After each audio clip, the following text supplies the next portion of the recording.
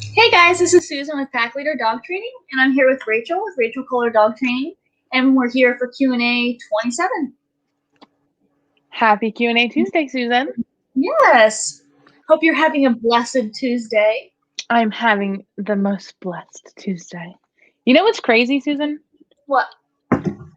So usually, like, Tuesday seems to come really fast. Like, there's usually a day in the week where it's like, okay, like, it's going to be forever until Tuesday, and then here it is, and now it's finally Q&A Tuesday. My sense of time is so messed up after last week, and I had 3 days off recovering from having my wisdom teeth out. Oh yeah. My sense of time is just, I'm so confused. I feel like we haven't done a Q&A in like a month now. Did we miss a week by accident? It does feel like it's been a while. No, Right? but we're going to miss next Tuesday. We are missing Tuesday the 6th because somebody, me, scheduled a photo shoot. So Gaia and I will be out doing a photo shoot on the 6th. That's so awesome. I'm so which excited. will be cool because then I'll get to post super cute pictures of me and Gaia together. Oh no. It's going to be so great. Are you just going off property for that? Huh? Are you just going to that park for that? Yeah, so it's with Kristen Murray Photography. I wanted to pull it up and make sure I said the right name because I'm really bad with the K names. Kristen Murray Photography is awesome here. And yeah, we're actually going to not that park I told you about. We're going somewhere different, and we're gonna go to that park and do the shoot there, which I'm really excited about. So I'm gonna bring Gaia's Jolly Ball so we can get some shots of her running. Maybe get some shots of her doing some cool tricks. And then she's like, "There's water there. Will she go in the water?" And I'm like, "I don't know." She's not gonna like go in willy nilly just for funsies. Yeah. But if I throw her Jolly Ball in there, she might go in for her Jolly Ball. That would be cool. It will be really cool. Oh, I'm really excited for you. That's awesome. Well, thank you. But yes, we'll be missing. We'll be missing. Ready to jump in? I reckon we can jump on in. Okay. My younger dog will walk up to the older dog in the house and nip at his legs. What should I do to stop this? So not that it matters because either way we're gonna stop this behavior. But like younger dog, like little teeny tiny puppy, or like you're a year old and the older one's like 7 years old. 2 years old and 12. Oh, okay. So you're a grown dog just acting like a fool.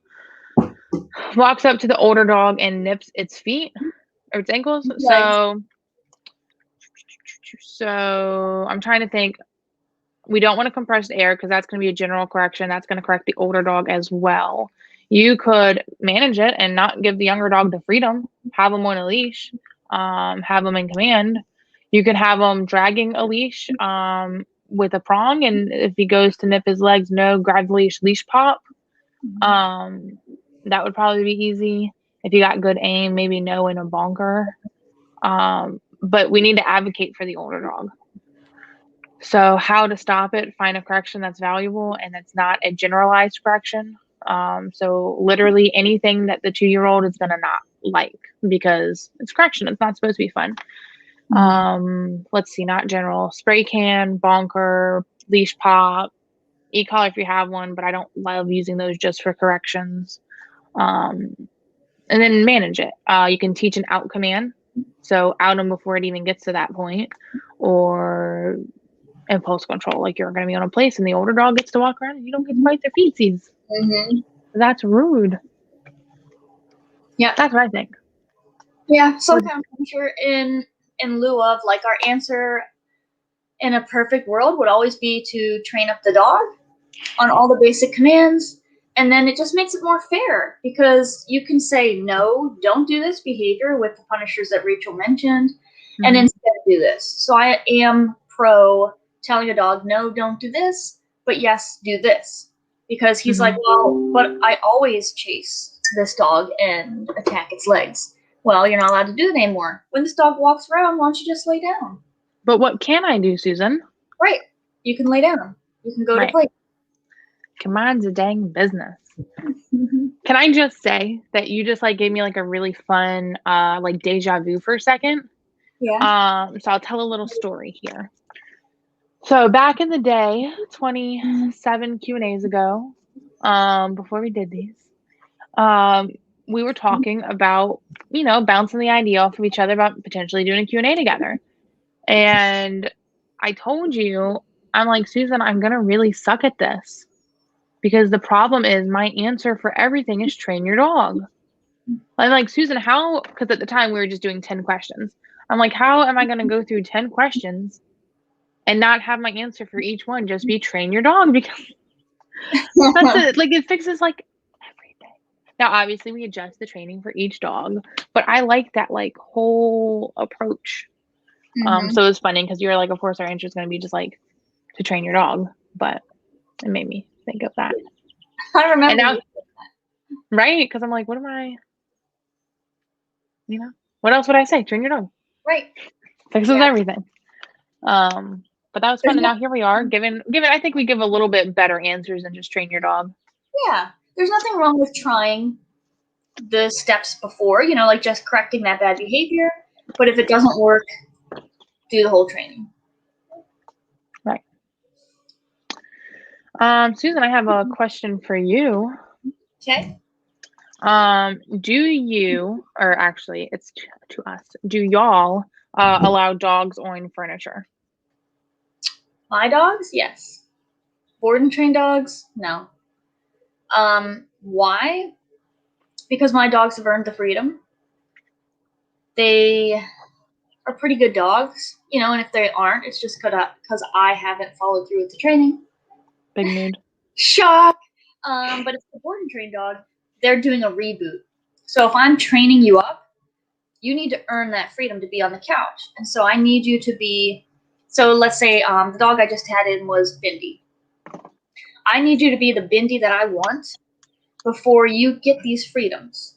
So if it's a board and train, I make sure that they're the dog that the owner wants. And once that happens, they can be on the couch as long as they can still maintain their good behavior. Otherwise. I like it. I don't have furniture. No, I'm just kidding. Tables. He's sitting on the floor.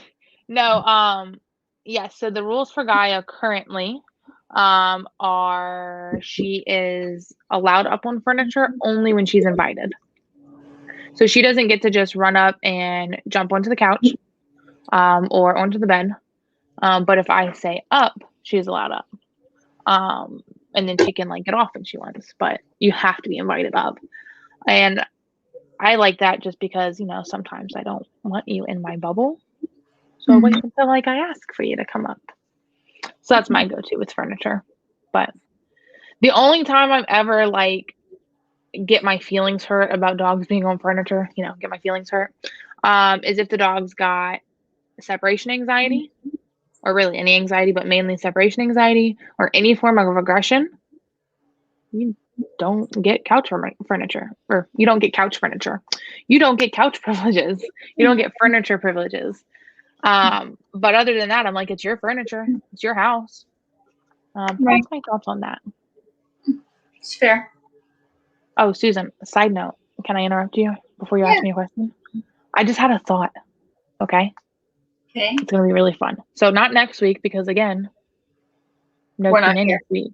But at some point in the next weeks to come, you know how great would it be to sit here and cut treats while we do a Q&A? You shut up. Can we do that? No, you shut up. I was going to do that today. I was like, no, because people don't want to see me cutting treats. I guess you wouldn't really see it. I'd just be like looking down here and looking up. I thought about it. Why not multitask? Because I got to cut them anyways, so. I have to cut them. I've got, look at all this. Oh my gosh. I got to cut all of these. Oh my God. Okay. So. Can I wait till my new fancy scissors get in? See, that's why we can't do it. So 2 Q&As from now, we'll just cut treats while we're doing it. Because that way I can show them that big treat. It was like the size right. But no, that'll be good because then it's like killing 2 birds with 1 stone, right? Yeah. It's really time consuming. Okay, cool. I got new scissors I'm really excited about. I'm excited for those scissors. I love the feeling when you cut the treats and then you look in the bucket and it's like all fresh cut treats. Because you know the feeling when you get to the bottom and it's all the dust and you're like, But opening the new one and it's all cut looks so good. It does look so nice. The last one I cut the trees bigger than I had planned because it was really hurting my thumb. So I just want to like get through the bucket. And now I'm like paying the price for that. And I've like every time I take out a treat, I'm like trying to break it smaller, and my thumb's hurt because of that. But it's so nice. I had one, and I think I took a picture of it because they all look to be cut in like perfect little squares. No, so funny. But let me show you, Susan. Can you see? You can't see the shadow line. I wanted to show you because why not? This whole thing is dust. Wow. Ooh, don't get on my laptop. Okay, let's get back to business. I was just thinking about treats because I have 10,000 buckets sitting right here. Yeah. Okay. Okay, so we'll have a treat cutting Q&A. All right. I have heard that it takes a dog weeks to settle into a new house. I'm looking to adopt a dog. Should I wait a few weeks to start training them? Great question. Okay. So it might take dogs a few weeks to settle in, new environment, lots of different sights, sounds, smells, everything. But every single interaction you have with your dog, you're training them. This is like my big thing, right? Every interaction you have with your dog, they're walking away from that thinking, was that good? Should I do it again? Or maybe that wasn't a great choice. Did I gain something from that? Or was it a failure?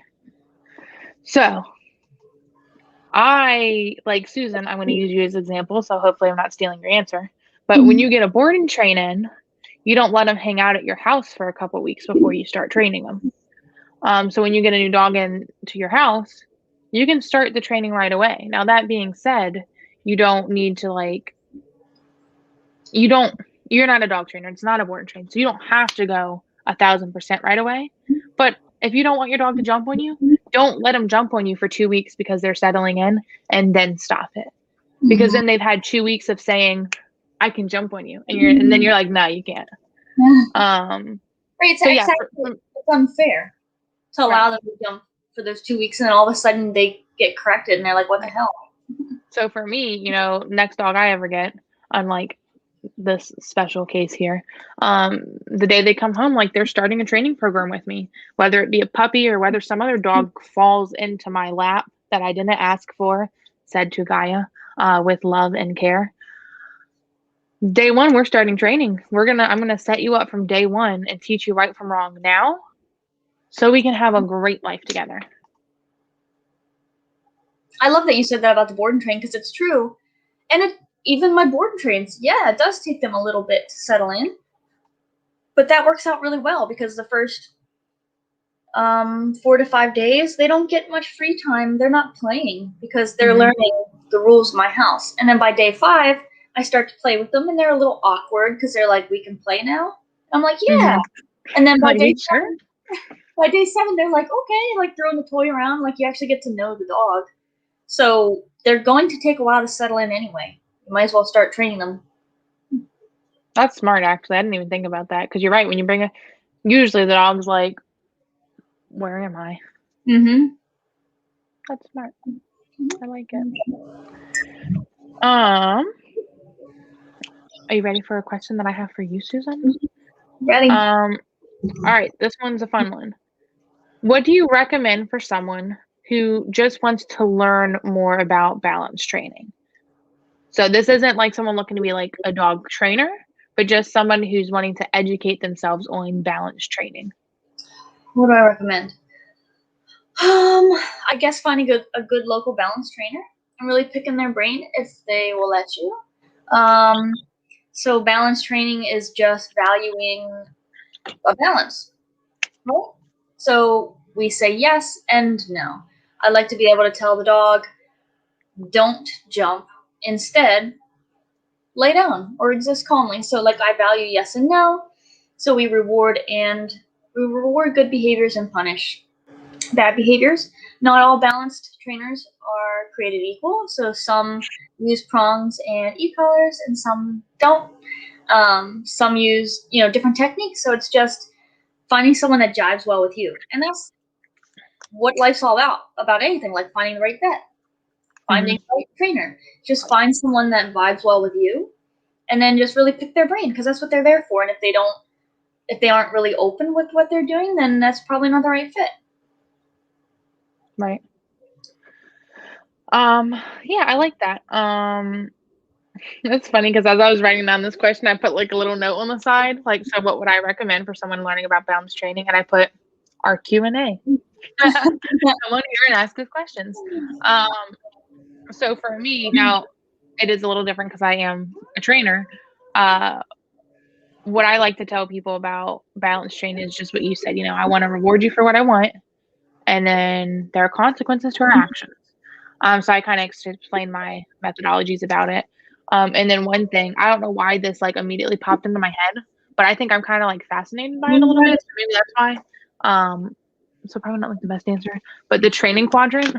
I don't actually remember what it's called. It's not called the training quadrant because it's actually like psychology as a whole and not just for dogs. It's science. But positive reinforcement, negative reinforcement, positive punishment, negative punishment. When I learned that was like so eye-opening for me because society has taken the words positive and negative and taken them to mean like, in this sense, they were like, oh, that means good and that means bad, but it's really add and subtract. So when I started looking into that, and I'm like, you understand the science of it. I'm doing this because I'm adding something to increase a behavior, or I'm doing this because I'm adding something to decrease the behavior. I don't know. It's a fun rabbit hole for me. I really, really like the training quadrant. I think it's really fascinating. I know that I don't think like it as much as I do. I just think it's interesting. I don't like it as much as you do. Like I really liked my like psychology class. And this kind of is on that in a way because it's not just dog related. It is like the like science, like psychology or whatever. That's not what it's called either. But it's like, I don't know. I really like it. Training quadrant. Oh, you can. Yeah. I said you can like it for the both of us. Okay. I like it enough for us both. Don't worry. I was really happy the other day though because whenever I did something and you were like, "Oh, Susan, that's negative." Yes. Okay, hang on. It was negative punishment. So negative punishment is the one in the quadrant that we don't use as often, and we struggle to find examples for it. So what negative punishment is: negative, taken away, and punishment, stopping a behavior. So you're taking something away to stop a behavior. So in this case, if you're okay if I tell what you were doing, you were encouraging a dog to be laying down before opening the kennel. So what you were doing is when you would walk towards the kennel, if the dog would stand up, that's the unwanted behavior. So you removed yourself to discourage standing up in the kennel. So negative punishment, taking away something to decrease the behavior.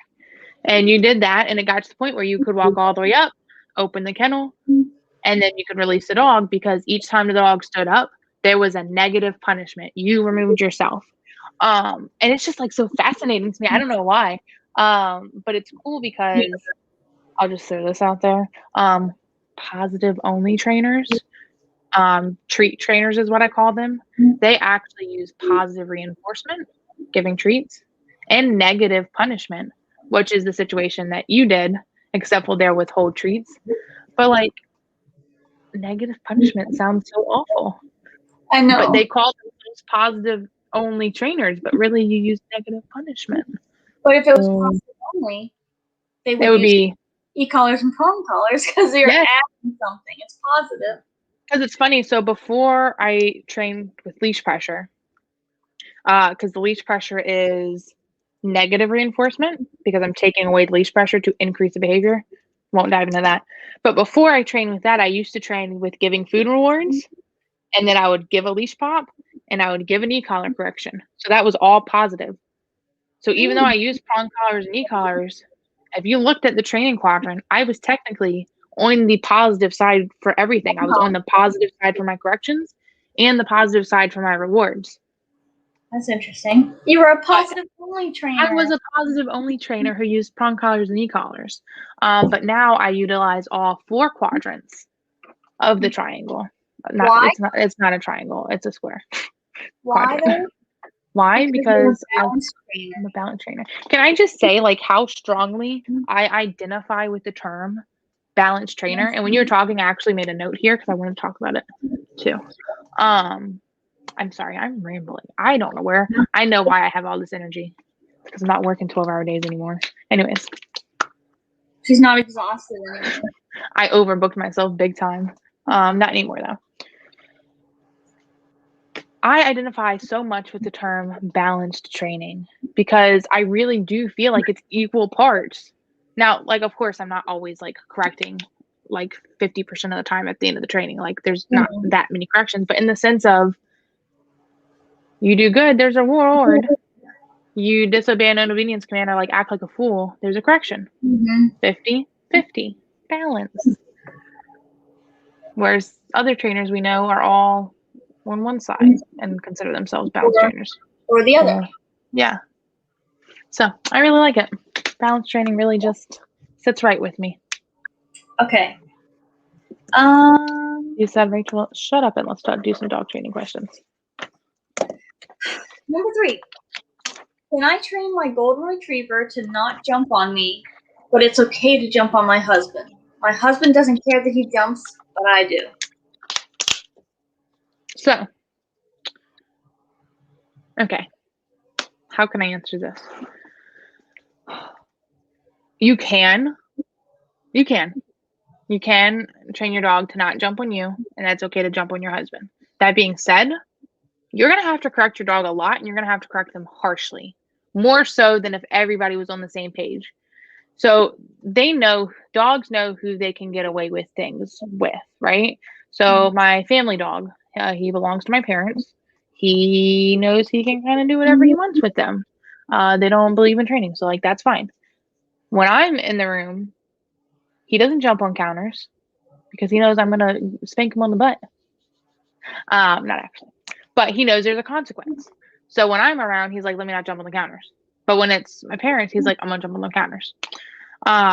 So yes, that being said, the correction is gonna have to be that much harder because dogs are gonna be opportunists. So it's gonna take them a while to learn. Every time I jump on mom, I get corrected, but like I jump on dad and I can't. Now Susan's probably like, what the heck? Because we usually say no to this answer. But like over time, he will, I think we usually do. I don't know. It's not fair because he's going to want to try to jump on you. He's going to continue trying it for longer. Whereas if he got corrected for jumping on anybody, he would stop jumping within like a couple days, like if he's a really bad jumper. But with this system, it's going to go on a lot longer because he's going to test it a lot longer. But eventually he'll learn, I won't jump on mom, but I can jump on dad. Now, there's a catch. When you have guests over, what are the rules? He's going to test it on your guests probably. Every time a guest come in, can I jump on you or can I not jump on you? Right? That's my thought. And then you can do an invited up jump, but that's a whole nother rant. And Susan thinks I'm talking too much because I can tell on her face. Just sitting here. I know. No, I'm like, stop taking my answers. Oh, sorry. No, it's fine. So yeah, real quick, you could train an up command. So if you say up and pat up here, your dog can jump up. Any other time, no. So it's just kind of like inviting them up on the couch. If you jump up on your own, no, punish, or I can invite you up. So that's an option. That way it's very clear for the dog. There's a cue. So it's almost like a command. If I do this, jump up on me, right? So it's a lot more fair. If you don't want to do that, then like Rachel said, yeah, you sure can. So the dog jumps up on the guy, doesn't ever get corrected. Dog jumps up on you, you correct. But just know that that's not fair. If you're okay with that, that's your dog. But I'm just telling you that the dog's going to be like, what the heck? I'm allowed to jump on dad. Like, you don't correct me for that. And now I'm like being corrected for it over here. And you'll have to come off like nice and firm. And then once you correct it, he'll be like, well, I'm not jumping on you anymore. And he will try it with everybody. So you'll have to be like, no, don't jump on Aunt Sally. No, don't jump on Uncle whoever. No, don't jump on these people. Only jump on dad. So it's going to be really annoying because he'll probably try to jump on everybody or correct him for everybody. But you can do it. Easiest thing I think is it invited up. I like that. Yeah. It's actually funny because I started to train that with Gaia, and then she got her that privilege taken away. But not the point. But it was really cute because I was finally at the point where I could say up. And it only happened like 2 times before I stopped doing this with her because she was having some potentially separation anxiety. So it's a little more strict with her right now. But I would tell her up and she would jump up and it was super cute. Oh. Okay. But yes, good question.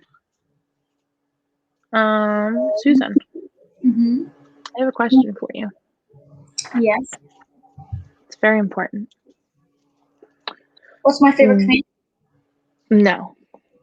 How long do you... No, I'm just kidding. Those are my favorites. Why do some people train their dogs in another language? Because they can. No. A very good answer. Next. Scooch. So why do they? I would assume other people might do it so the dog only listens to them. That way, like, I'll be able to tell my dog whatever, cucumber, and that means to come here. Mhm. Avocado means to lay down, and tomato means place. So like you're speaking a language and only you and the dog know it. So it's pretty cool. It's secret code. Yeah, it's unique. And that way, if somebody else tells their dog a command, your dog's not going to respond at all. So it helps when you're doing commands because I would be able to tell my dog avocado and it lays down, right? Mm-hmm. Their release word is like pickle. So if someone else is releasing their dog from place and they say break, my dog's not going to move. Yeah, because that word means nothing to them. It means nothing. Yeah. So I'll let you go ahead. Since this was your question, I'll let you do the fun part. What's the fun part? Why did you ask the question? Oh, what I just asked you? Okay. Yeah. Okay, I don't know. Okay. I didn't know if you wanted to share that or not. Okay, so the reason I asked this question, the reason this came up in the topic of conversation is Susan and I have decided to take on, we're each taking on a new training dog. They're pretty special. They both have some anxiety and some all around weird behaviors that we're going to address. So the dog I'm taking on is a board and train. Her name is Gaia. She's been living with me for a few months now. So that was my smart aleck way to say we're retraining our dogs. So you're retraining Little and I'm retraining Gaia because we know that they can be better. We're training them in German because one, it's going to be fun, right? While they already know the other commands and we could, if we wanted to retrain them the same commands, we figured why not start completely fresh with them, right? And like for like me, for example, like the reason I really leaned into the language change or the command change is because Gaia has what's the word I'm looking for? Negative experiences with some of these commands. So training to her, the place I got her from, they did not make training fun at all. They were the preach we're a balanced trainer, but not really use food rewards at all. So not really balanced. So her experience with training has just been stressful and pressure and sucky. So for me, like I didn't want to stay down and her like get scared anymore, you know? And I could have counter conditioned and I could have retrained, but I'm like, why don't we get a whole new freaking word? So that's what I'm doing with her. And it's like almost made me cry the other day when I realized that she didn't know how to food lure, which is step 1 in dog training that the people who trained her just flat out skipped with her. So that's why I also, because Susan peer pressured me, but that doesn't matter. That's why I chose to train in another language. What about you, Susan? Oh, hey, Joe. How's Raven? Hi, Joe. I was so confused when you said Joe at first. I'm like, your husband's joining us? No, that's Raven's dad. Hi, Raven's dad. I've heard a lot about Raven. It came up on my not time hop, but like Google Memories. Photos like 2 years ago. Oh, I miss her too. I had her 2 years ago here. So she came up with my Google Memories from 2 years ago. And like she had been watching the cat and the cat walked by and she didn't react. So I was like, good. That is so cute. It's cute. I have a picture of her because they got a picture of her and put her in a frame for me for Christmas, and it's on my fridge. I know, I remember seeing that. Mm-hmm. So cute. That's so cool though. That's like, I used to think like the memories and the time hop. Yeah, she was. Yes. Yep. First and the best. I mean, I still hear about her to this day, 2 years later.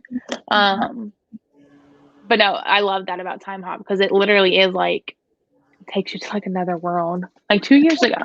Yeah. Which brings me why I'm training my dog. Very good way to tie that in, Susan. Like that.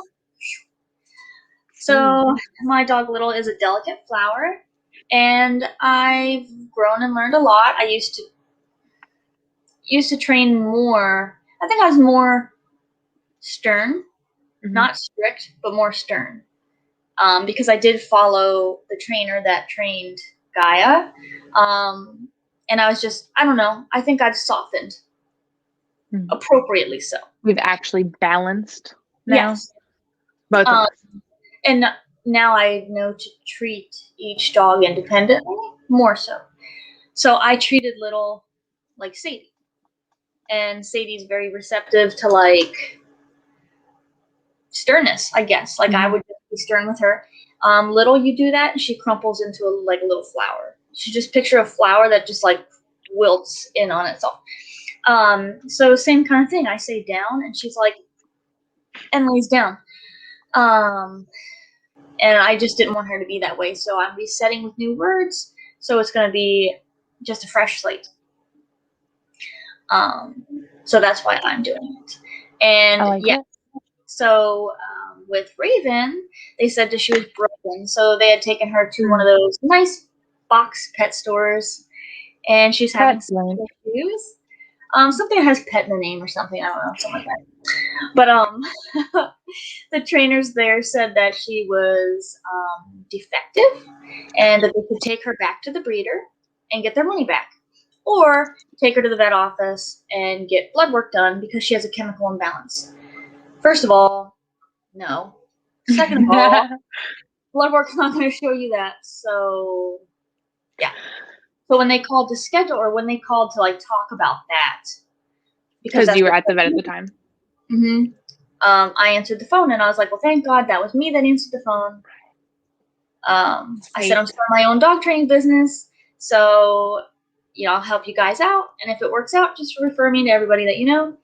And it worked out, and she was awesome. And she's not broken. So she's not broken. How crazy is that? Because I was thinking, I was like, Raven's the one, and I was thinking that was a story, and I was going to ask you, like, that was her story, right? So I'm glad he said that. Those box stores, those positive only trainers, it's just rough, man. And the thing is, I don't think they get like how devastating that is for an owner to hear that. I know I've shared this story before because it just blows my mind to this day. I was at a phone consultation with this woman, and she took her dog to pet blank for training, and 3 trainers there deemed the dog untrainable because it was a husky and it jumped on people. No aggression, just excitement. And it's like, I told them, I'm like, I'm so sorry. They were like, we were devastated. They said our dog was untrainable.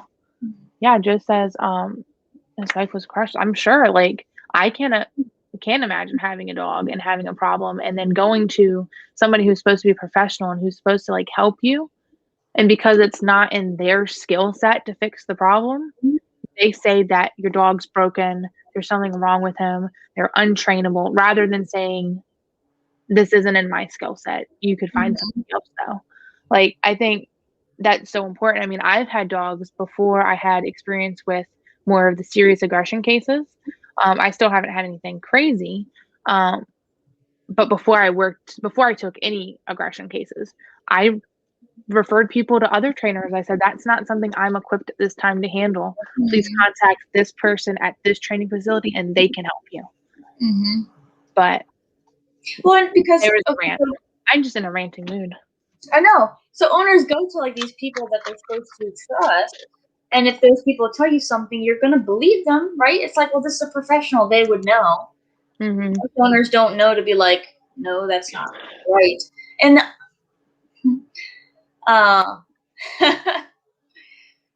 Aw. so yeah, Joe says now she's the best dog ever, thanks to people like you too. Bravo. So And no, the work thank that you Susan too. did. Yeah, I mean, I put in work, but Yeah. Joe has put in work as well. So I'll have a good night, Joe. Thanks for coming on. So it's like they have to put their work in too. But it really disgusts me that professionals will do things like this, and to call them professionals is like generous. But going back to Snookums, this puppy that I had, she was like 14 weeks old. I don't remember exactly how old she was at the time, but I was 14. So 14 weeks old, and it was the only reason I knew of her is because she was friends with my mom's friend, and she was doing puppy biting, I guess rough puppy biting, but her owners were older, and so when they get bitten, their skin's more fragile, so it's going to be a significant bite, right? Well, when I went, so the vet recommended euthanizing her and just starting over fresh with a new dog. And 14 weeks old. Yeah, dog trainer is one thing, but like vet is another. So most people are going to take to heart what their vet says because they've gone to school for like 9 years, 7 to 9 years. So it's like, wow, they would know. No, most of them don't know about behavior at all. They really don't, because they can't.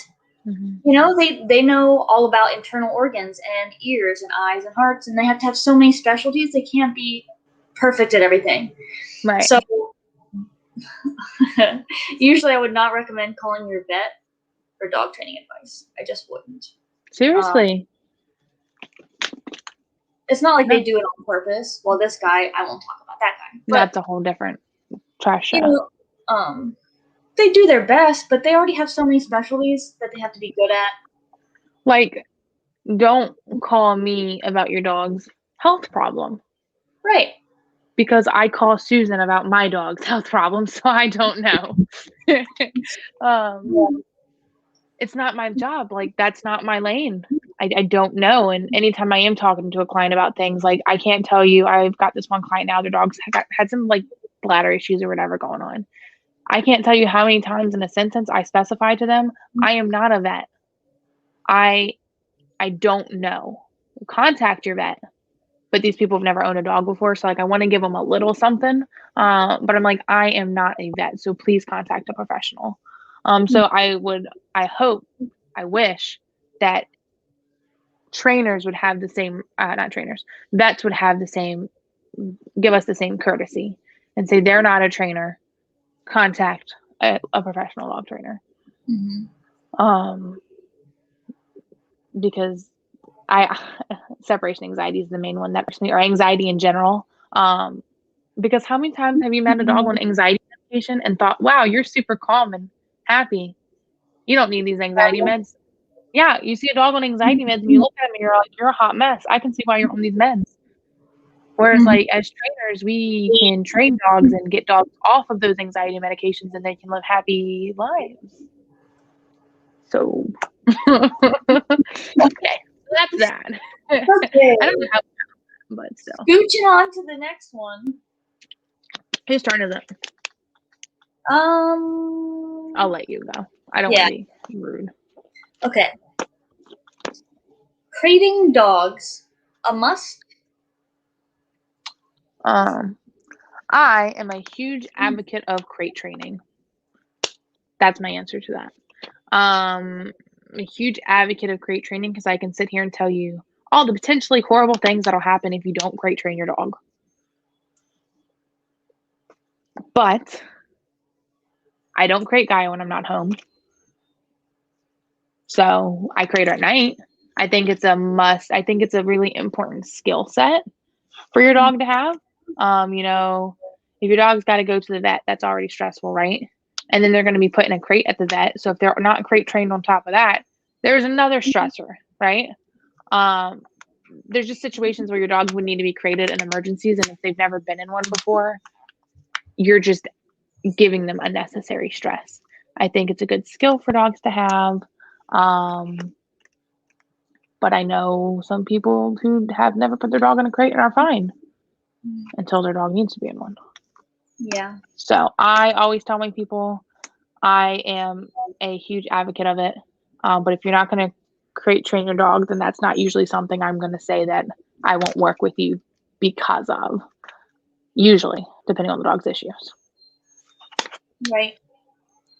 It goes back to my no unearned freedom. So I like to give them all the structure and then give them freedom later.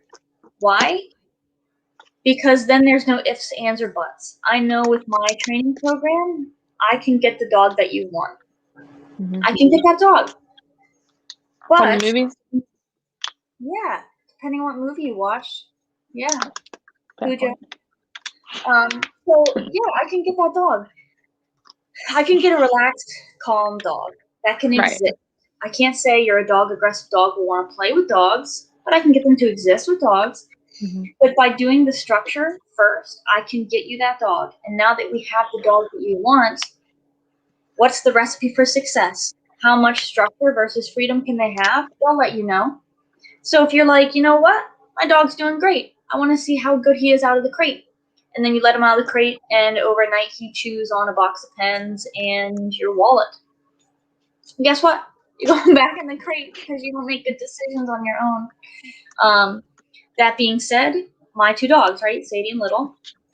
Sadie's never crated ever unless I'm training Little and Sadie like wants to be part of the training. I might put her in her kennel because it's like not your turn.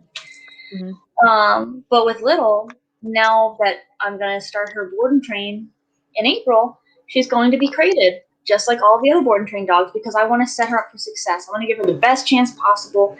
Structure first, freedom later. So, do you have to crate your dog? Your dog will let you know.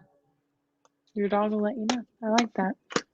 I was thinking it's funny on a side note because you talk about like you say the recipe for success a lot. When we talk about like the structure after training. So like I tell my people, do this 90-day protocol, lots of structure rules, blah, for 90 days. Then you can like take some away, see how your dog does. And this is like not related to anything, but you call that a recipe for success. In my head, I'm thinking of like a science experiment. I'm thinking of like independent and dependent variables. And now we can like pick and choose which science experiment is going to make like the perfect dog. And I think that every time. And this time I wanted to say something about it. But it is. Yes.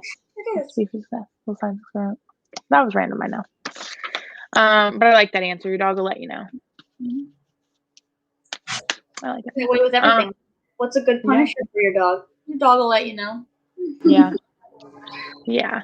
Sorry, I was thinking of a dog that I'm having trouble finding, but that's a conversation for another day. I got a question for you, Susan. Yep. That's how I'm going to start out all of my questions. That I've got a question for you. That's how you started them so far. I got to keep it up, But for real, how do you know if biting from a puppy is just puppy biting or if it's like actual aggression? So I'm going to say their intent. And it's easier for a trainer to know their intent. So when in doubt, seek out the help of a trainer, and they should be able to let you know. But watch their face, right? So you'll know, like when a puppy's just like mouthing, they're kind of like, nah, nah, nah, their mouth is like all over the place. They're like, nom, nom. And then they might bite you and then go bite a toy and then whatever. You'll see the change, right? So you're walking and the dog's like staring at you and all of a sudden their head might go down, their ears go back and they like lunge and growl at you or bite you. Like it's all in their intent. So watch the dog. Really watch the dog. They'll let you know. But it will look like they have the intent to bite, not just a puppy like chomping on you like a toy. Right. That's the last thing too. What about you? I like that. No, exactly what you were saying in the beginning. I'm like me, I can just look at it and know, but it's a lot of body language for me, right? So if you're bouncing around, tripping over yourself, being like, like you're a drunk little puppy, like flooping everywhere. And like you said, just mouth is on things. And even if like I get up to you and, oh, mouth, you're being floopy. But if you're being stiff and it's like I think it's quicker too, right? Mhm. So oftentimes, like when you're looking at dog body language, if the dog is like flowy and moving, like then they're just being a goof. But when you get really stiff and it's that quicker bite, like I'm going in for the bite, and that's my intention is biting you, not I just want to put my mouth on things. That's how I tell, just like the body language. And usually puppies, and that's why when you see puppies, they're usually all like falling, tripping over themselves because they're just goofballs.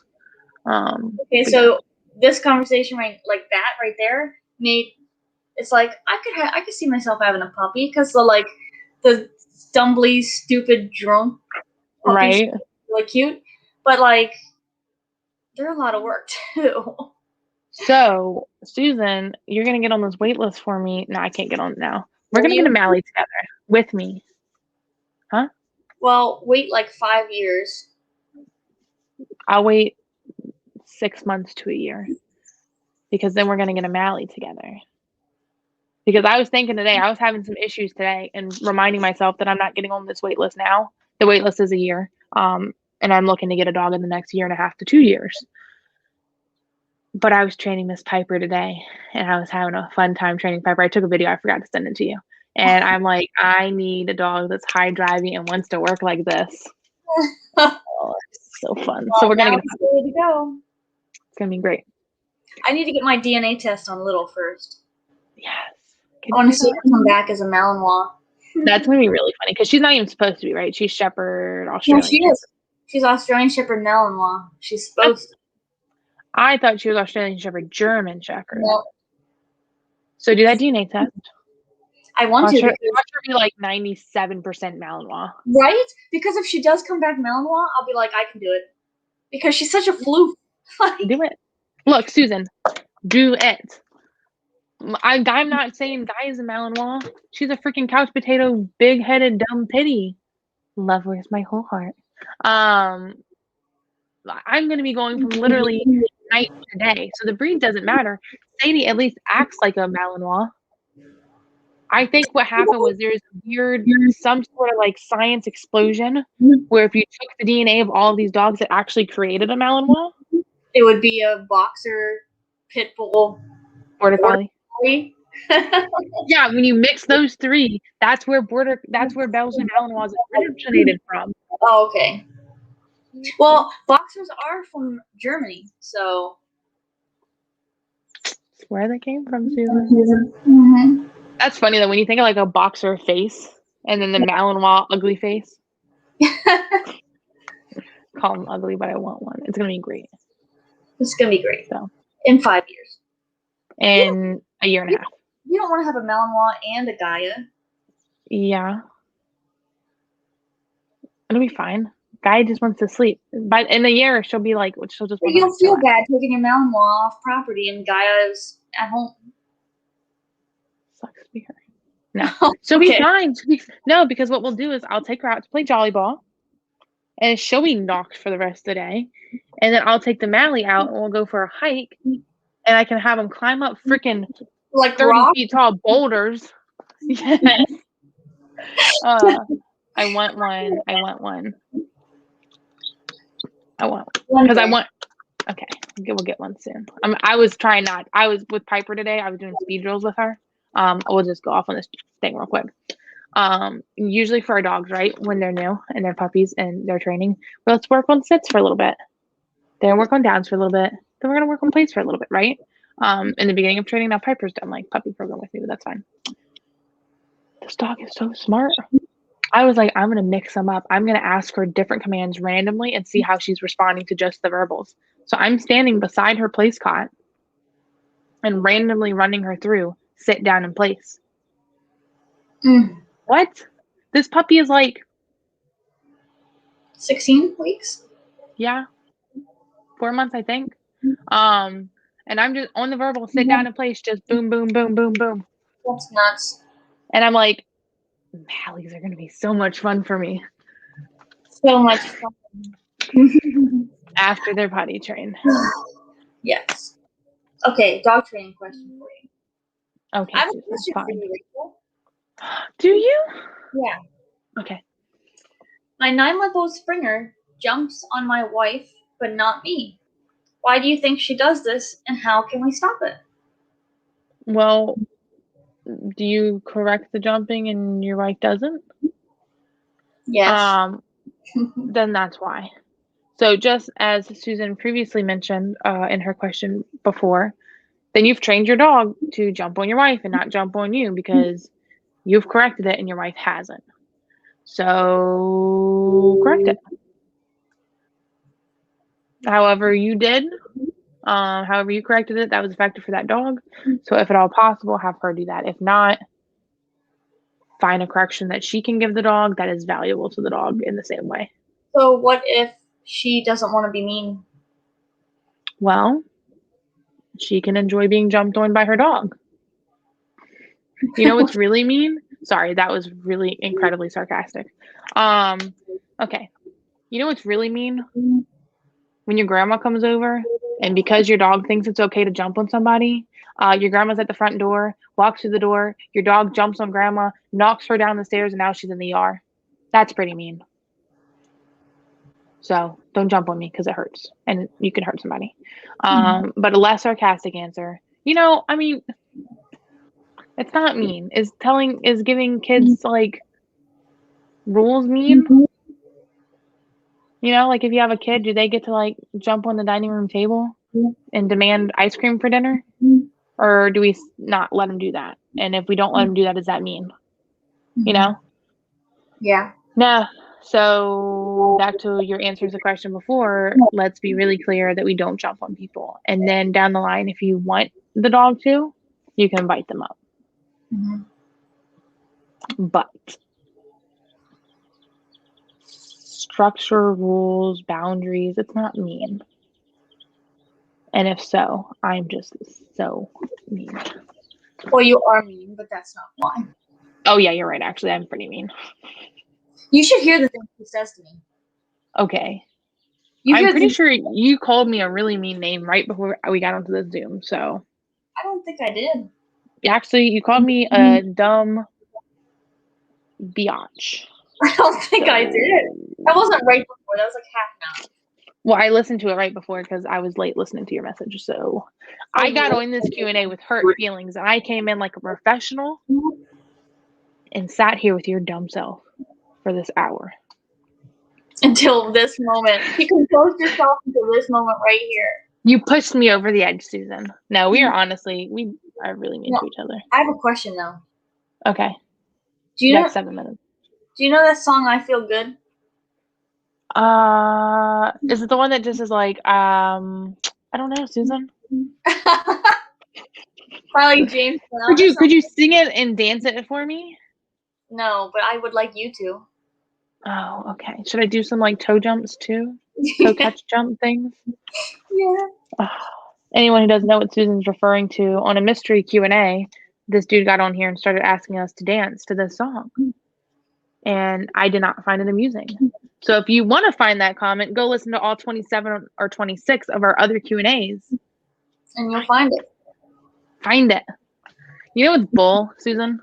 What? I posted that Easter egg in one of our Q&As. Oh, nobody. I was like halfway through. I was like, hey guys, if you hear me saying this, comment blah on this post. Nobody did it. Y'all suck. I'm just kidding. There's one person watching, by the way. Thank you for watching. Maybe on Susan's face. What? Oh, great on my page. Sorry. Yeah. No, 2 years from now they'll comment. I was thinking. I'm gonna lose it because I'm gonna be like, it's some random emoji too, and I'm not gonna say it because people watching this won't know. Yeah. But it's like some random emoji. Thanks, Jessica, for liking my post. And like 2 years from now, that I'm gonna start getting comments on that YouTube. That's that emoji, and I'm gonna be like, what's this about? Oh, it was to comment on your picture. Like you posted a random picture. Remember? Yes, I did. I posted a picture the next day, and I'm like, this is the date. Go scroll through and find this picture. Which I'm like, nobody's gonna do that. But then that trainer that we followed, I would scroll like way deep in their page looking for stuff. I scrolled through like years back to find pictures of Gaia when they were training her. Oh, okay. Since we have one person watching, if they're still watching, one last question. Okay, we'll give you what you came here for. What are a few things you think every dog owner should know? I think every dog owner should know that every interaction you're having with your dog, you're training it. That's my big one. It's not a command, it's not anything. But if you're doing something with your dog, if you're allowing them to do it, then you're training them to continue doing it. So I had one client, they were like, it was like the end of the training, they mentioned wanting their dog to stop jumping. And that wasn't my bad. They briefly mentioned it to me when we started training. I forgot, right? Well, every time I saw them, their dog would jump up and they'd like kind of pet it or whatever. Dog graduates training and they're like, how can we address the jumping? And I said, oh my gosh, I didn't know like you really actually wanted to. Because it looked like you were like petting the dog, whatever, blah. And they were like, well, no, we just didn't know how to stop it. But that interaction every day, you were training your dog to keep jumping. So just be really mindful of your actions with your dog. That's my thing I want every dog owner to know. Be mindful of what you're doing with your dog and what you're unintentionally training them. Yeah, no, that's good. A few notes I had, dog parks are toxic. Mhm. So that's one note. Not only for diseases, but other dog. Oh, hey, Heather! Okay. Heather says, I'm just sitting here trying to suck up all of Susan and yours too, Rachel's brain. Howie and Penny are still out cold, by the way, Susan. I'm sure I heard about how awesome the lesson went. Yeah. Oh, all their commands are on the e-collar now.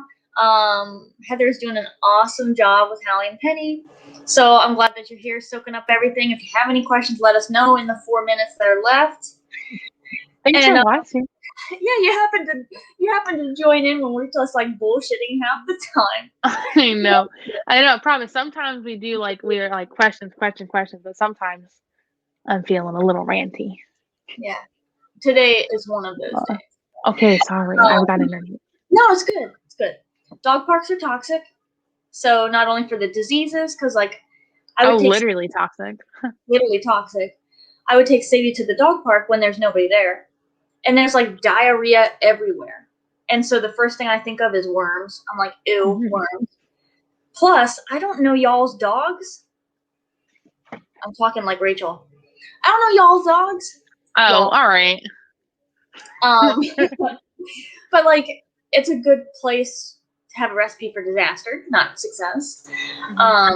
Because people don't watch their dogs. Like, they'll just let their dogs do whatever, and they don't pick up on the signs that I would. So if I go to a dog park at all, it's to practice healing outside of it, or outing a dog away from the fence on the outside of the fence, running them through their commands, having dogs, distract them. But I wouldn't go inside a dog park now. The other thing is your dog is for you. So, yeah, your dog is for you. People will ask me, I'll say Bindy's people. We were at Lowe's, and of course, if you have a well-behaved dog, everybody and their brother is going to want to come up and pet them, and some people will ask, and some people won't. So if I'm out with a board and train, I am doing this. I'm looking around at everybody to make sure. You froze there. Oh, I said if I'm at Lowe's and I have my board and train in LA, I am constantly searching around to make sure no one's touching my dog. I'm watching and advocating for the dog. But Bindy's owners were saying, so if someone comes up and asks to pet her, what do we say? Because you don't want to sound rude. And I'm I don't care if I sound rude anymore. I'll just be really short now because I'm tired of giving a reason. I don't need to give a reason. No is a complete sentence. Yeah, no is a complete sentence. So, and this one time, okay, my dog is for me. Your dog is for you. So I was at Pet Something, big box store, and I had Bindy in a lay in the front of the store. So when you when you first come in the doors, there's Bindy. But of course, I'm going to set her up for success. So if somebody's coming in with a dog, somebody was, and the dog was at the end of their leash, I broke her out of the lay so that nothing terrible happened, because the dogs learn that you advocate for them. So I'm not going to let this dog approach my dog in a lay because my dog can't go anywhere, and that's not fair. So I broke her and took her out of the lay, and this dog was like coming right for where Bindi was. I took her around like the little middle, like the middle section where they like have pallets in the middle of the floor. So I took her around it and I put her back in the lay. The dog walks right past, like right up to us again with this guy. So I broke her out of the lay and I moved again, and he walked back into the store somewhere. So I set her back where she was to begin with. And then like 3 minutes later, he comes back. And I'm like, what are you looking for here, guy? Like, what are you doing? So as he's walking up, the dog's in front of him. And like Bindi's here. So I'm like, Bindi, break or whatever. I'm like, break. He's like, she wants to say hi. Can they meet? I'm like, no, she's in training. So that's why he kept coming back. His dog wanted to say hi to my dog. So he wanted them to like meet. And I was like, no, she's in training. And of course he was like, my dog's here for your dog's pleasure. Okay. Right. Socialization. Oh, that's another one. Socialization between dogs isn't two dogs meeting. It's two dogs just existing. Existence is socialization. So that's something I think owners should know too. You don't have to have a dog play date and the dogs run around and like play with each other. You just have to be in the same room together and be good. Right. I agree with all of the things. Granted, and we went over our hour. Yes, and I have to crop it. Thank you. I'm just messing with you. No, those were like all really good points, and now because we're over an hour, it doesn't matter. But those were all like really good points. And I was having a conversation with one of my puppy owners the other day, and they are really excited to have this dog and take her out and let people meet her and talk to people and do all the things, right? So we had to talk about not letting her meet every single person. I don't know if I told you this. This was something somebody who is learning about training therapy dogs and service dogs. They actually told me this because I asked this person. I said, for me, socializing is being out in public, but I don't let people pet my dogs. I don't. Like nobody gets to pet them because they're client dogs, and that's a liability. And you're gross, so stay away from me and my dogs. But I asked this person, I'm like, you're training therapy dogs and service dogs. Well, service dogs don't need to be pet, but you're training therapy dogs, and their job is to be okay with being pet. So how do you go about socialization? And it was cool because it was like, whereas I don't let anybody pet my dog, they let every third person pet the dog, or every fourth or fifth, whatever they choose. They let that person pet the dog. So 2 people asked, no, they're in training. Third person, sure, you can pet them, because that teaches the dog that you don't have to like pull to every person. But sometimes people pet you. That was a random fact that like wasn't related to anything we were talking about. But I told these people to do that because they wanted to let everyone pet their dog. Because it's fun and it's exciting, and she's a cute puppy. But I was like, if anybody ever tries to pet your dog without asking, like if they do one of those sneaky pets or walk up and just get in her face without letting her, I would not let that person pet her. I don't care if they were the third person, because no, you're not touching my dog. And if it's a grown dog, I'm going to tell you that they bite. So you can crap your pants a little bit while you're at it.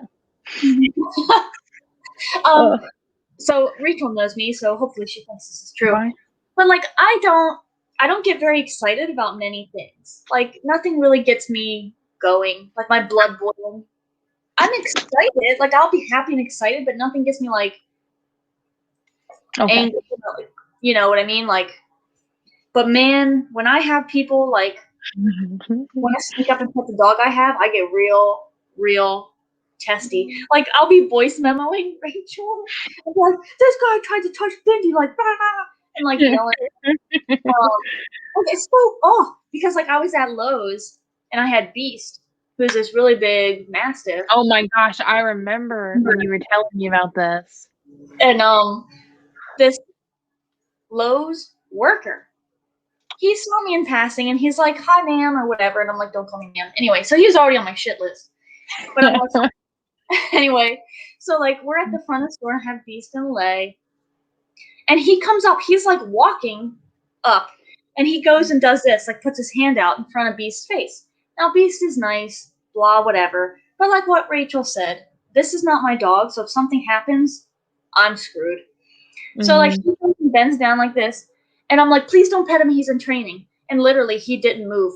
Like it's like he didn't care that I even talked. He was just like, oh, had his hand there, and I'm like, I almost body check people. Like I'm this close to snapping that I'm just gonna like body check you out of the way. And I think I spatial pressured somebody one time because like here's the dog. Oh yeah. And like somebody's coming this way, and I'll sneak in and be like, "Oh, I did that with Bindi. We were at Staples. And like this lady came up, and they pretend like I'm not even there." Sorry, I'm ranting. No, it's fine. I'm all for this conversation. So I'm at Staples, and Bindi's like sitting there because she was in a heel, and this lady comes up, and let's say if I'm looking at you like this, that's me, right? So she's like this, looking at the dog. Oh my God, you're so cute. You're such a good girl. Reaches out to pet her, and I'm like, hello, who am I? And I'm like, I literally walked towards her, and I was like, don't pet her. I'm like, please don't pet her. She's in training. And she's just like, oh. Go off, Susan. And then walked off. I don't know. It's like this close. It's so I think I am more fortunate in this situation because I have a severe resting bitch face. Well, like, so do people. And I'm like 7 feet tall though too. Like I'm don't mess with me, right? So I've got that going for me. I don't often have people bother me, but it's funny because I took Guy to the baseball field yesterday. My dad's a baseball coach, so I was like, oh, I'll just like go visit while he's got a game. And I got there and I had the mindset when I got out of that car, I'm like, if anybody asks me to pet her, I'm gonna just say no. I need to stop saying no, sorry, no, she's in training, no. I will say no, thank you for asking. Because thanks for asking and not being a jerk. But it's just like, that was my mood. I'm just gonna say no because I wanted to take her to the park, but I was having anxiety about people petting her and trying to pet her. And like, I felt like I was going to walk into the baseball field and just be swarmed by people because I had a dog. And it made me mad. I want to go out and enjoy my dog. And there's a freaking pandemic and nobody at the freaking redneck baseball field is wearing a face mask, second of all. And it's like, I want to enjoy my dog. I want to not go places because I'm going to get swarmed. Luckily, that didn't happen because I do not look very approachable. So everything was great. But my plan was to just say no. Now nobody asked me. But that's my goal. The next time somebody asks me to pet my dog, no. And at any time somebody argues the no, they're aggressive. That's my go-to. When owners are like, well, what do I say? It's like, because, people want to push, which is like the audacity. Could you imagine going up to somebody and asking them something if they say no, arguing them about it? No. My dog's aggressive. They'll bite you. Well, I've told Rachel. So now, like, if someone just walks, if someone asks, I do say no, thanks for asking. I'm like, no, she's in training. Thanks for asking, because like it's nice that you asked. Right. But if someone just walks up to pet my dog or the dog I have, I think I'm just gonna be like, no. Okay. No. Yeah. Right. Or like, what? Oh, I'm just gonna walk up to them and like touch their arm. Why is it any different? Right. Oh, tell the video we're gonna make. Oh, the baby video. So as you know, Heather, I get upset when people like just randomly want to touch my dog. Okay, so I was telling Rachel, because there's two schools of thought on dogs. Dogs by law are your property. By law, they're property. The other half of society, it's my baby, right? Dog's my baby, blah. So whether your dog is your property or your baby, what gives you the right to come up and touch my dog? I don't walk up to your baby and give him a hug and pinch their cheeks. And I don't walk up to your porch swing and sit on it and take a couple swings on it because I think it's fun. So don't use my property and don't hug my kid. Don't touch my dog. So the video that Rachel so beautifully thought of to do was one of us will have a baby, but we don't have children. So we're going to borrow somebody's baby. And the other person's going to come up and just reach out to like squeeze their cheek or something. And then what? Whoever has the baby. Whoever's holding the baby is just going to freak out. So that's why I'm like, we need to have a baby doll because I want it to be like dramatic and guess you can't be holding someone's kid like screaming. But like holding this baby doll and you come over to like pinch its cheek and like I'll freak out and like scream and like hit you with compressed air or like slap. Like we should do one of those really dramatic fake slaps Yes. where it's like I go like that and then a second later you're like, oh. But like, don't touch my baby. So why would you walk over and pet somebody's dog? Yeah. It's beautiful. It's gonna be great. It's gonna be really funny. So next time we get together, we need to do that. Yes. So We do. well, Susan, as much as I love sitting here and talking to you, I actually only signed up to talk to you for an hour, and I'm kind of ticked off that I had to talk to you for 10 minutes longer. So next Q&A, we're not doing one next week to make up for it for these 10 minutes. Thanks. Okay. Real talk though, no Q&A next week on April 6th because Guppy and I are getting our pictures taken for a little photo shoot. But we will be back on April 13th at 6 p.m. for Q&A number 28. So that gives y'all plenty of time to think of your dog training questions and to get back with us with them on the 13th. Yeah, then? Yeah, don't come at me. Yes, it's been a lot of fun. And thanks everybody for watching. You can follow us on Facebook, Instagram, and YouTube at Pack Leader Dog and Rachel Kohler Dog Training. Good night. Happy training.